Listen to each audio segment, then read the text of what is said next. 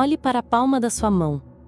Agora imagine um mundo sem você, sem mim, sem os 8 bilhões de pessoas.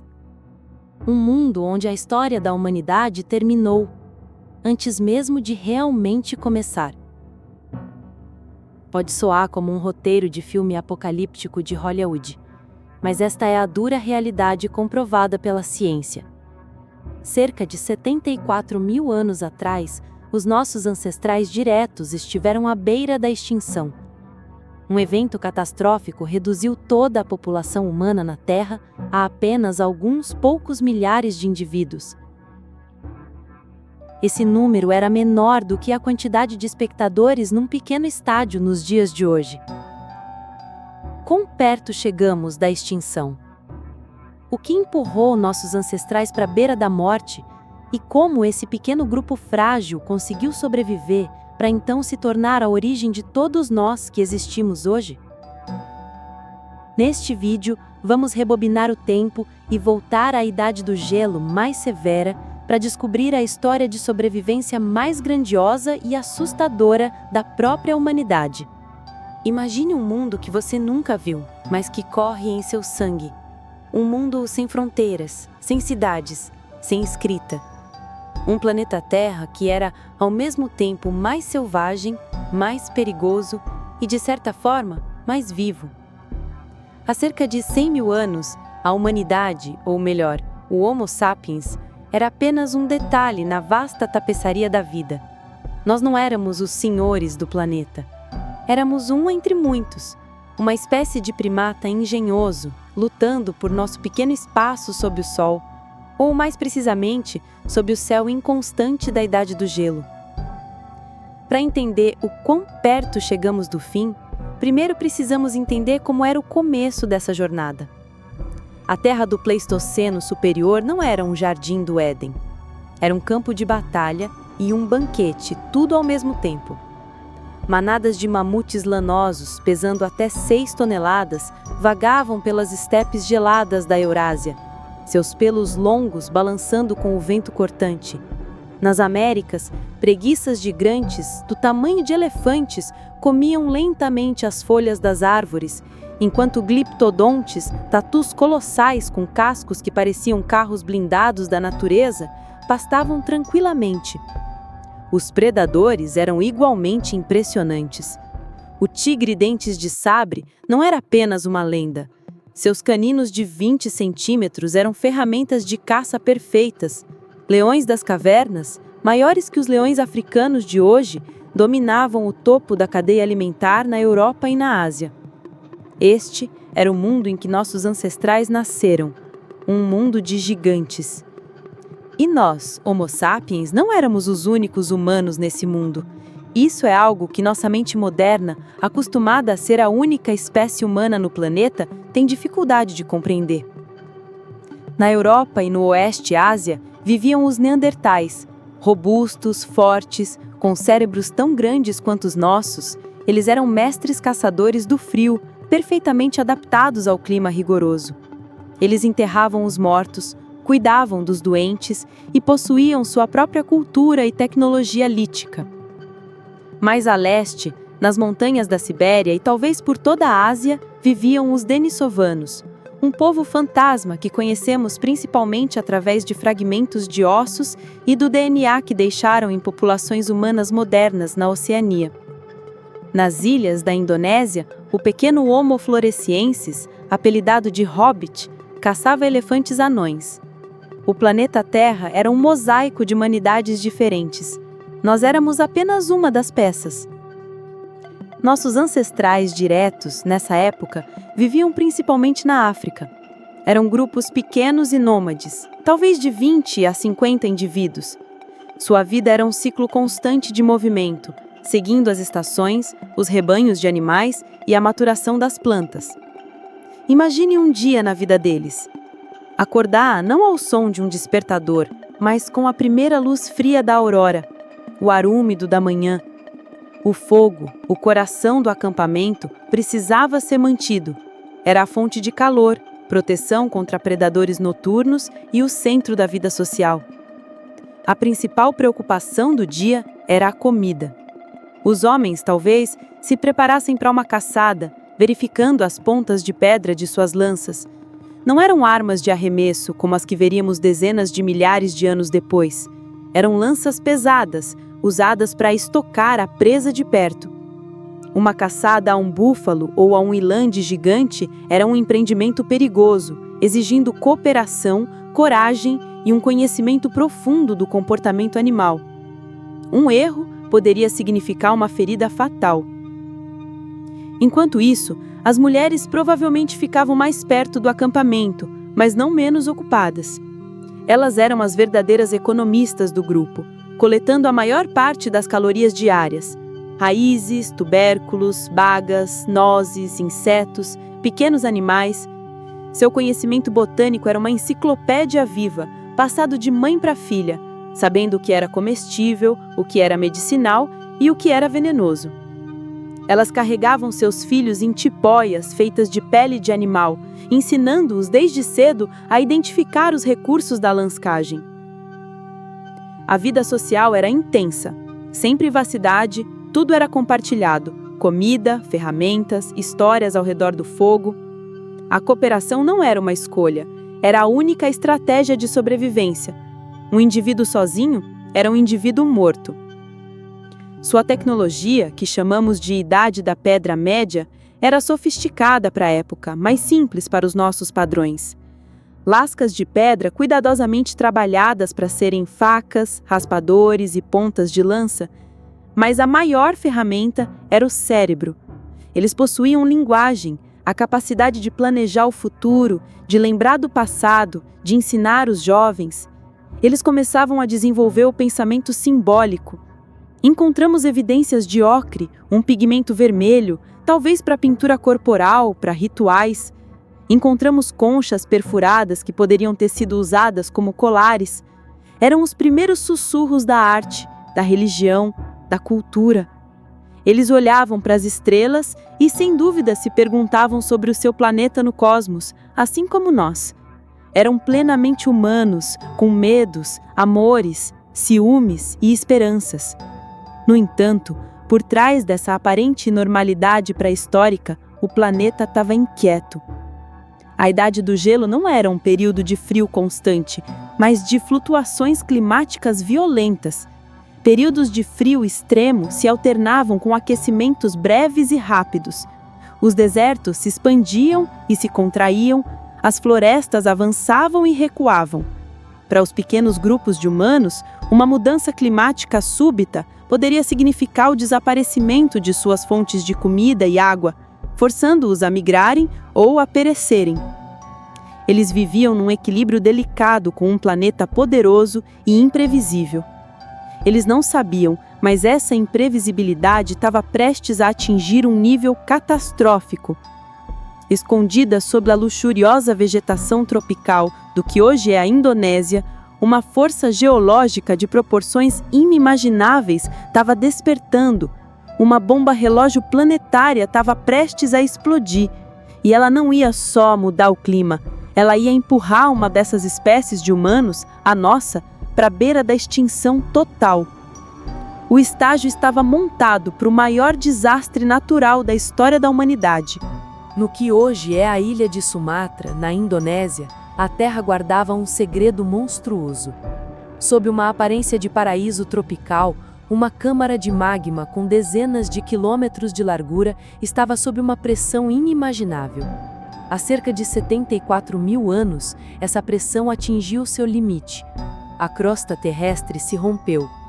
Com uma força 1000 vezes superior à das maiores erupções vulcânicas da história moderna, o supervulcão Toba explodiu. Não foi uma erupção, foi um evento de extinção. O som foi provavelmente o mais alto que o planeta ouviu em milhões de anos. Um estrondo que ecoou por todo o globo. Mas o som foi o menor dos problemas. Da ferida aberta na Terra, uma coluna de fumaça, cinzas e rocha derretida foi lançada a mais de 40 quilômetros de altura, perfurando a troposfera e chegando à estratosfera. Perto do local da erupção, a devastação foi instantânea e absoluta. Fluxos piroclásticos, avalanches de gás e cinzas a 800 graus Celsius, moveram-se a centenas de quilômetros por hora, incinerando tudo em um raio de centenas de quilômetros. Uma área do tamanho da Europa Ocidental foi coberta por uma camada de cinzas com metros de espessura. Mas a verdadeira arma de Toba não era o calor, era o frio. A sua verdadeira devastação seria global. Na estratosfera, a pluma vulcânica começou a se espalhar, carregada pelos ventos globais. Ela era rica em dióxido de enxofre, que, ao reagir com vapor de água, formou uma névoa de ácido sulfúrico. Essa névoa agia como 1 bilhão de pequenos espelhos, refletindo a luz do Sol de volta para o espaço. Para os pequenos grupos de Homo sapiens na África, a milhares de quilômetros de distância, o primeiro sinal de que o mundo havia mudado para sempre pode ter sido um pôr do sol estranhamente colorido. Depois, o céu começou a ficar turvo. Em questão de semanas, a luz do dia diminuiu, como se um eclipse permanente tivesse se instalado. O Sol, a fonte de toda a vida, tornou-se um disco pálido e fantasmagórico atrás de um véu cinzento. E então, a escuridão venceu. O planeta mergulhou em um inverno vulcânico. As temperaturas globais despencaram, talvez em até 15 graus Celsius em algumas regiões. Foi uma queda brusca e catastrófica, acelerando as já frias condições da Idade do Gelo a um nível extremo. A escuridão e o frio iniciaram uma reação em cadeia que devastou a biosfera. A fotossíntese, o motor da vida na Terra, praticamente parou. As plantas murcharam e morreram sob um céu sem luz e cobertas por uma fina camada de cinzas que caía como uma neve suja e venenosa. As chuvas que se seguiram eram ácidas, envenenando rios, lagos e o solo, matando o que a escuridão ainda não havia ceifado. Para os animais, foi o apocalipse. Os grandes herbívoros, dos antílopes na África aos mamutes na Eurásia, viram suas fontes de alimento desaparecerem. Famintos, eles começaram a morrer em massa. Os predadores que dependiam deles logo seguiram o mesmo destino. O mundo vibrante, cheio de megafauna que descrevemos no capítulo anterior, se transformou em um cemitério silencioso e congelado. Os ecossistemas em todo o planeta, da savana africana às florestas europeias, entraram em colapso. E a humanidade? Para nossos ancestrais, aquilo não era geologia ou climatologia. Era o fim do mundo. Eles não tinham como entender o que estava acontecendo. O sol havia morrido. As plantas que eles conheciam e coletavam há gerações não cresciam mais. Os animais que eles caçavam estavam desaparecendo, seus corpos magros e doentes espalhados pela paisagem. A caça, que já era perigosa, tornou-se uma busca desesperada e muitas vezes fútil por carcaças em decomposição. Cada dia era uma luta contra o frio, o escuro e, acima de tudo, a fome. O fogo, mais do que nunca, tornou-se a única centelha de esperança em um mundo mergulhado na noite, mas a madeira para alimentá-lo também se tornava escassa. Imagine o terror psicológico, o medo constante, a incerteza. Ver seus filhos chorando de fome sem ter o que lhes dar. Ver os mais velhos, os guardiões do conhecimento do grupo, sucumbirem ao frio e à fraqueza. A estrutura social, baseada na cooperação e na partilha, foi testada até o seu limite absoluto. A população humana começou a despencar. Não foi uma morte rápida. Foi uma agonia lenta que durou anos, talvez uma década ou mais. Grupo por grupo, família por família, a luz da humanidade se apagava. É aqui que os geneticistas entram na história. Ao estudar o DNA de populações humanas em todo o mundo hoje, eles notaram algo peculiar. Nossa diversidade genética é surpreendentemente baixa em comparação com outras espécies de primatas. É como se todos nós descendêssemos de um grupo muito pequeno de pessoas. Este fenômeno é chamado de gargalo genético, e a teoria mais aceita aponta para Toba como a causa. A população global de Homo sapiens, que poderia ser de dezenas de milhares, foi reduzida a um número estimado entre 3.000 e 10.000 indivíduos. Toda a humanidade, espalhada pela África e talvez por partes do Oriente Médio, encolheu para o tamanho de uma pequena vila, Outras espécies humanas, como os neandertais, que já viviam em populações pequenas, também devem ter sofrido terrivelmente, talvez sendo empurradas ainda mais perto de sua eventual extinção. Nós sobrevivemos por um fio. Cada pessoa viva hoje, você, eu, todos os 8 bilhões de nós, é descendente direto desse punhado de sobreviventes. Somos todos filhos e filhas de um apocalipse esquecido. Eles eram a última esperança de nossa espécie, um pavio bruxuleante na longa noite do inverno vulcânico. O mundo como eles conheciam havia acabado. A vida era uma sombra do que fora. Diante de um planeta que se tornara hostil à própria vida, a pergunta mais aterrorizante pairava no ar gelado. Como alguém poderia sobreviver a isso? O que era preciso para ser um dos últimos humanos na Terra?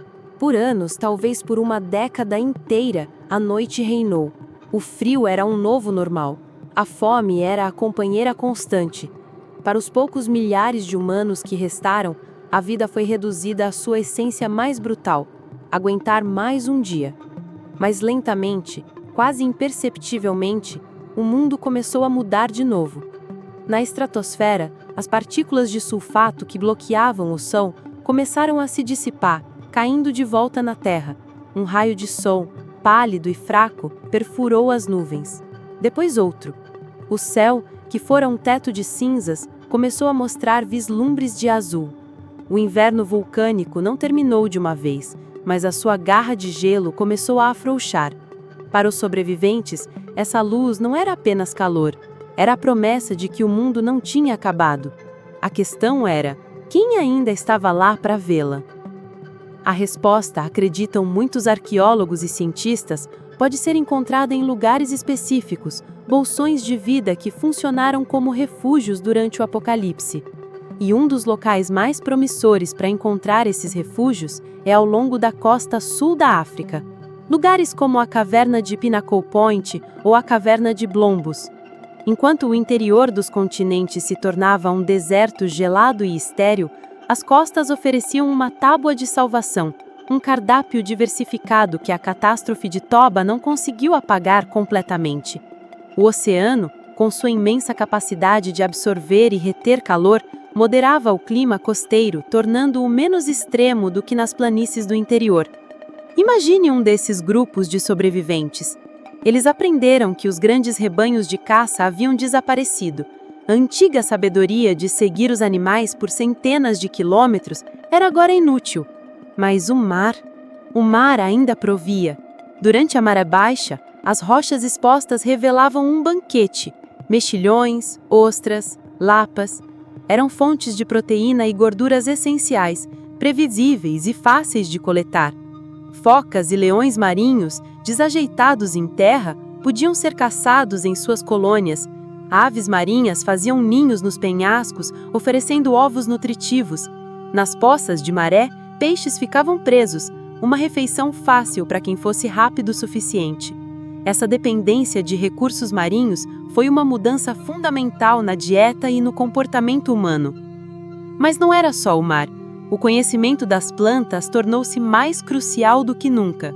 A vegetação da superfície podia ter morrido, mas sob o solo a vida persistia. Os sobreviventes eram mestres em encontrar geófitos, plantas com órgãos de armazenamento subterrâneos, como tubérculos e raízes. Ricos em carboidratos, esses cofres de energia da natureza eram a contraparte perfeita para a proteína do mar. Desenterrá-los exigia conhecimento, ferramentas, bastões de escavação e a capacidade de distinguir entre o que era nutritivo e o que era tóxico. Esse ambiente costeiro, rico e complexo, não apenas os manteve vivos, ele os desafiou. E foi ao responder a esses desafios que os sobreviventes se tornaram fundamentalmente diferentes, mais modernos.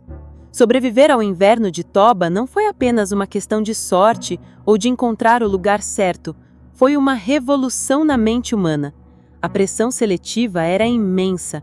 Os grupos que não conseguiam inovar, adaptar-se e cooperar simplesmente desapareceram. Os que restaram eram os mais inteligentes, os mais flexíveis, os mais sociais. Vemos a prova dessa revolução cognitiva nas ferramentas que eles deixaram para trás. Nos níveis arqueológicos correspondentes a esse período, encontramos uma explosão de criatividade. Eles não estavam apenas fazendo as mesmas velhas ferramentas de pedra, eles estavam experimentando. Eles desenvolveram a técnica de tratar a pedra com fogo, aquecendo-a cuidadosamente para que pudessem lascá-la com mais precisão, criando lâminas mais finas e mais afiadas. Eles criaram os microlitos, pequenas lâminas de pedra, delicadas e mortais, que podiam ser presas a cabos de madeira ou osso para formar armas compostas, como lanças com pontas barbadas ou facas mais eficientes. Isso representa um salto no pensamento abstrato. Exige planejamento em várias etapas. Encontrar a pedra certa, tratá-la com fogo, lascar os microlitos, preparar o cabo e criar um adesivo para colar tudo junto. É um processo muito mais complexo do que simplesmente afiar uma pedra. Mas a evidência mais comovente dessa revolução mental não está nas armas, mas na arte e no simbolismo. Na caverna de Blombos, os arqueólogos encontraram pedaços de ocre gravados com padrões geométricos, linhas cruzadas, triângulos. Não tem uma função prática. É arte, é um símbolo. É a prova de uma mente que não está apenas focada no próximo bife, mas que é capaz de pensar abstratamente, de criar significado. Eles encontraram conchas do mar perfuradas, todas da mesma espécie, com marcas de uso que sugerem que foram amarradas em um fio. É o colar mais antigo do mundo. Por que isso é tão importante para a sobrevivência?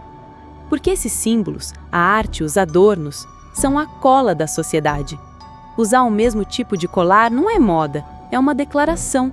Eu pertenço a este grupo, você pertence a este grupo. Nós compartilhamos regras, nós confiamos um no outro.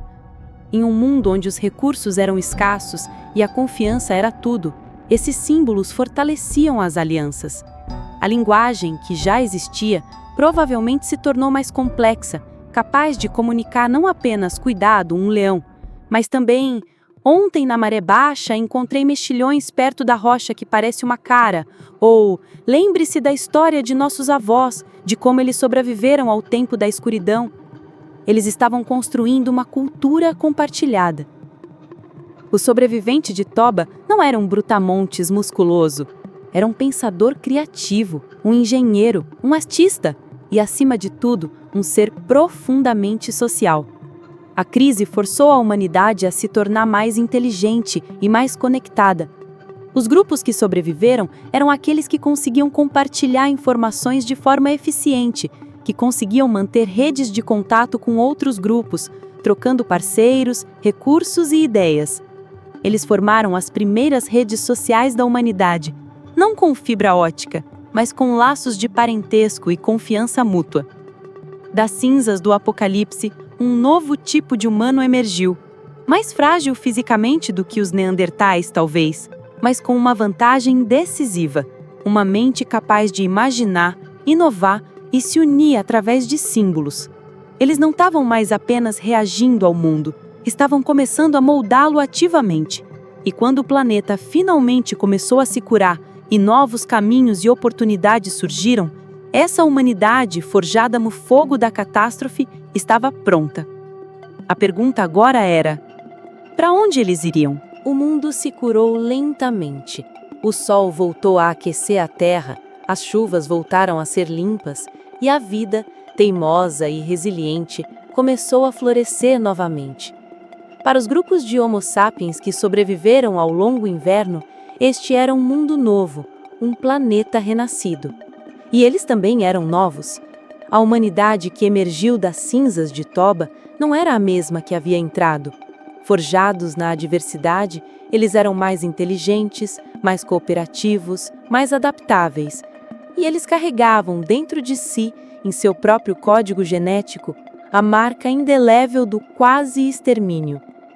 O legado mais profundo daquele tempo de escuridão não está escrito em pedra, mas nas células de cada um de nós. Se você pudesse comparar o genoma de toda a humanidade com o de outras espécies de grandes primatas, como os chimpanzés, notaria algo chocante. A diversidade genética entre dois chimpanzés de grupos diferentes na África Central é muito maior do que a diversidade entre um norueguês e um aborígene australiano. Pense nisso por um momento. Toda a vasta gama de aparências humanas, culturas e línguas que vemos hoje é construída sobre uma base genética notavelmente homogênea. Nós somos, de uma perspectiva genética, quase idênticos. Este é o eco do gargalo genético de Toba. A catástrofe eliminou a maior parte da diversidade genética da nossa espécie, aniquilando inúmeras linhagens. Todos os 8 bilhões de seres humanos hoje são descendentes daquela pequena população de sobreviventes, provavelmente da África. Somos literalmente uma grande família, separada por apenas alguns milhares de gerações. Aquele evento apocalíptico que quase nos destruiu é também a razão da nossa profunda conexão biológica. Com um planeta se recuperando e um novo conjunto de ferramentas cognitivas e sociais, nossos ancestrais não ficaram parados em seus refúgios. Uma inquietude, uma curiosidade, talvez impulsionada pelas memórias de um mundo instável, os levou a se mover. Começou a maior aventura da nossa espécie, a grande expansão para fora da África. Não foi uma marcha organizada, mas um lento gotejar de gerações, pequenos grupos se aventurando um pouco mais longe, seguindo a costa, um rio, um rebanho de animais. Eles saíram da África, entraram no Oriente Médio e de lá se espalharam em todas as direções. Uma onda de imigrantes virou para o leste, seguindo as costas quentes do sul da Ásia.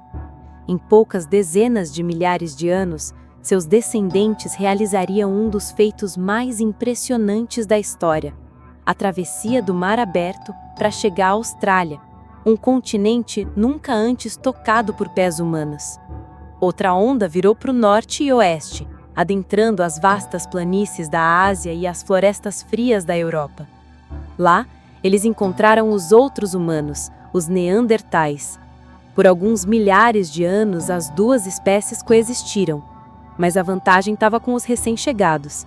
Nossas redes sociais maiores, nossas ferramentas mais versáteis e talvez nossa maior taxa de natalidade gradualmente superaram os Neandertais, que acabaram desaparecendo, deixando para trás apenas traços de seu DNA no nosso. O mesmo destino aguardava os denisovanos na Ásia e as outras espécies humanas remanescentes. A adaptabilidade que nossos ancestrais desenvolveram durante o inverno vulcânico foi a chave para seu sucesso global. Eles não eram especialistas em um único ambiente, eles eram os mestres da generalização. Ao chegar a uma costa, eles aprendiam a pescar. Ao chegar a uma tundra gelada, eles caçavam mamutes e costuravam roupas de pele com agulhas de osso. Ao chegar a uma floresta densa, eles desenvolviam novas técnicas para caçar e coletar. Eles carregavam o conhecimento dentro de suas mentes e a capacidade de inovar em suas mãos. Finalmente, há cerca de 15 mil anos, eles cruzaram a ponte de terra da Beringia e entraram nas Américas, o último grande continente a ser povoado. Em um piscar de olhos geológico, aquela pequena espécie de primata africano que quase fora extinta havia conquistado o planeta. Toba foi um filtro, um teste brutal imposto pela natureza. Muitas linhagens humanas, talvez até espécies inteiras, não passaram. A linhagem que sobreviveu foi aquela que possuía a combinação certa de inteligência, criatividade e, acima de tudo, cooperação. O legado da sobrevivência é, portanto, a própria essência do que nos torna humanos hoje. Nossa capacidade de resolver problemas complexos, nossa necessidade de formar comunidades, nossa curiosidade insaciável para ver o que há além da próxima colina, nossa arte, nossa música, nossa ciência. Tudo isso pode ser visto como o kit de ferramentas do sobrevivente, aprimorado e transmitido através de 3.000 gerações. Somos os filhos e filhas do Apocalipse. A resiliência não é algo que aprendemos, é algo que herdamos. E assim, a jornada de 74 mil anos nos traz de volta para o presente. de um punhado de sobreviventes assustados, olhando para um céu escuro, para uma civilização de 8 bilhões de pessoas capazes de olhar para esse mesmo céu e enviar naves para explorá-lo. É a maior história de superação que já existiu. E é a nossa história. Às vezes, no nosso mundo moderno e complexo, é fácil se sentir sobrecarregado, mas talvez nesses momentos possamos nos lembrar disso. Dentro de nós, em nosso DNA, corre o sangue dos sobreviventes supremos. Pessoas que enfrentaram o fim do mundo e se recusaram a desaparecer. A capacidade deles de se adaptar, de criar e de se unir é o nosso direito de nascença. Nossa existência hoje, contra todas as probabilidades, é o maior monumento à resiliência deles. O que você acha? Qual é a maior lição que podemos tirar dessa incrível história de sobrevivência humana? Deixe a sua reflexão aqui nos comentários. Eu adoraria ler o que vocês pensam. Se você gostou dessa viagem profunda no tempo e quer explorar mais mistérios sobre o nosso passado, considere se inscrever no canal e ativar as notificações. Isso nos ajuda muito a continuar criando conteúdo como este. Obrigado por assistir e por fazer parte desta jornada. Até a próxima!